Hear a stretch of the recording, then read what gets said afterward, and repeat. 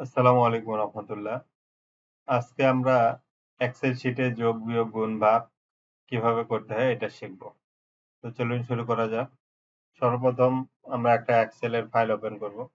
Excel file open করার জন্য মাউসের রাইট বাটন ক্লিক করব।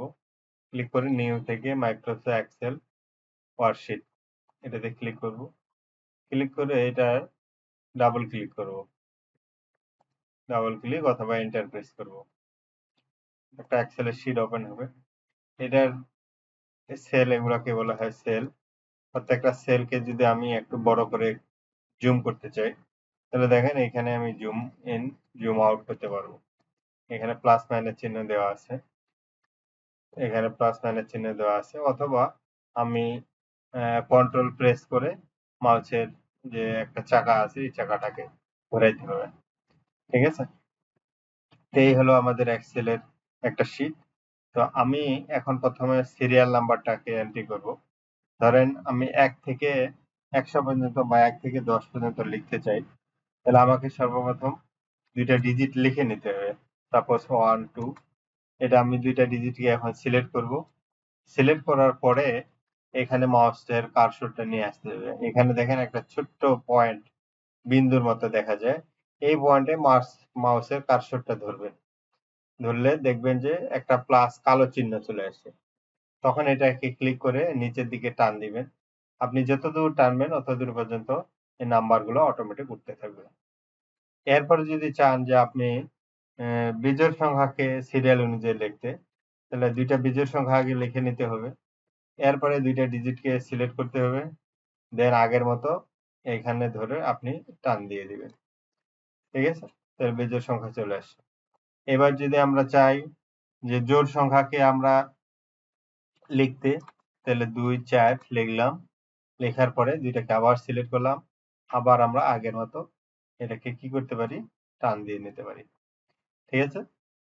এইবার আমরা কিছু সংখ্যা এখানে লিখি। ধরো আমি কিছু সংখ্যা টাইপ করে লিখলাম। এখন এই কয়েকটাকে আমি যোগ করব। এই যে কয়েকটা সংখ্যা লিখলাম, কয়েকটাকে যোগ করব। যোগ করার জন্য আমরা ২ টা সিস্টেমে করতে পারি। একটা আমরা অটো ফর্মুলা দিয়ে যে অটো সাম, অথবা আমরা এখানে সূত্র কিবোর্ড থেকে লিখতে পারি। কিবোর্ড থেকে লেখার জন্য ইকুয়াল চিহ্ন দিতে হয়। এক্সেলে যেকোনো ফর্মুলা লেখার আগে অবশ্যই আমাকে ইকুয়াল চিহ্ন দিতে হবে।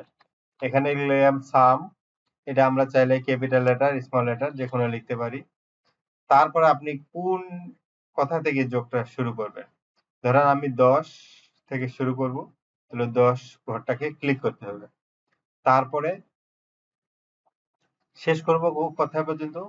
এই যে 6 পর্যন্ত। তাহলে আমাকে শিফট চাপ দিয়ে একটা ক্লোন চিহ্ন দিতে হবে। তারপরে এখানে আমি ক্লিক দেব। এটা গেল একটা সিস্টেম। অথবা আপনি যদি চান যে না আমি এখানে এমনি ক্লিক করে একবারে নিচের দিকে এভাবে টান দিব মাউস দিয়ে, তাও কিন্তু হবে। এরপরে আমি ব্র্যাকেটটা ক্লোজ করে দেব। তারপরে এন্টার প্রেস করলেই আমার টোটাল যোগফলটা এখানে চলে আসে। এটা এক পদ্ধতি। আর এক দ্বিতীয় সিস্টেম হচ্ছে যে আমরা চাইলে ম্যানুয়ালি করতে পারি। কিভাবে? যে ঘরটা আমি যোগ করতে চাই ওইটাতে ক্লিক দিয়ে কিবোর্ড থেকে প্লাস চিহ্নটা দিব। এরপর আবার ওই পরের ঘরটা ক্লিক করে প্লাস চিহ্ন দিব। তারপরের ঘর ক্লিক করে প্লাস চিহ্ন দেব। এভাবে প্রত্যেকটা ঘর আমি সিলেক্ট করে করে প্লাস চিহ্ন দেব। হ্যাঁ, দেওয়ার পরে সর্বশেষ আমি এন্টার প্রেস করব। তাহলে দেখেন ফলাফলটা চলে আসছে। ওকে, তাহলে এটা গেল আমাদের যোগের ফর্মুলা। তৃতীয় নাম্বার প্রসেস আমি দেখাচ্ছি অটো সাম কিভাবে করবেন।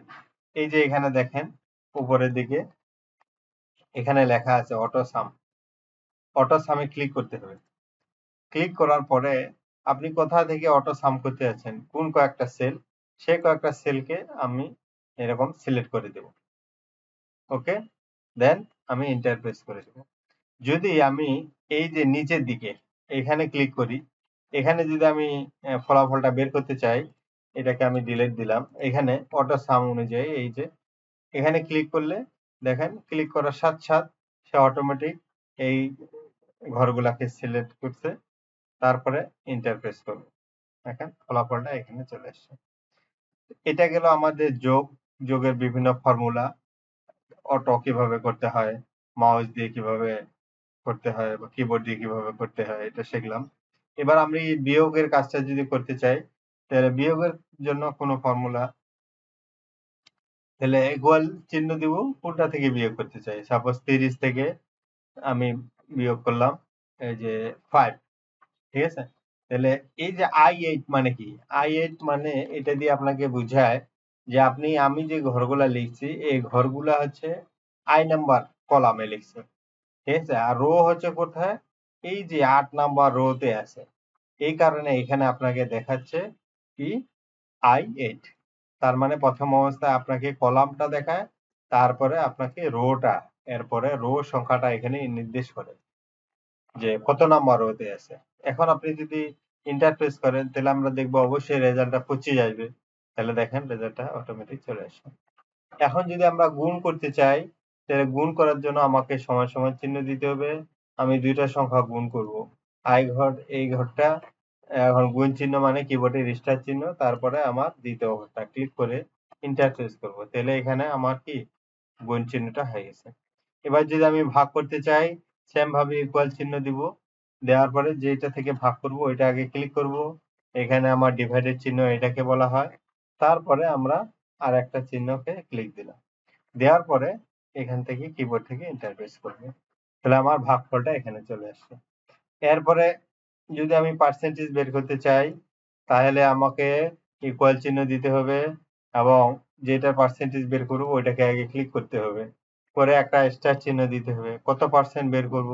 সাপোজ আমি 5% বের করার জন্য শিফট চাপ দিয়ে পার্সেন্টেজ এই চিহ্নটা দিব। দিয়ে আমাকে এন্টার প্রেস করতে হবে। এটা হচ্ছে তার 5%। কত? 6 এর 5% কত আসছে আমার? 0.3। এখানে যদি আমি দেখি যে একটু সংখ্যাটা যদি বাড়ায় দেই 50, তাহলে অটোমেটিক আমার এই যে 2.54, 50 এর 5% 2.54। তাহলে আজকে এই পর্যন্ত। আপনারা সবাই ভালো থাকবেন। আসসালামু আলাইকুম ওয়া রাহমাতুল্লাহ।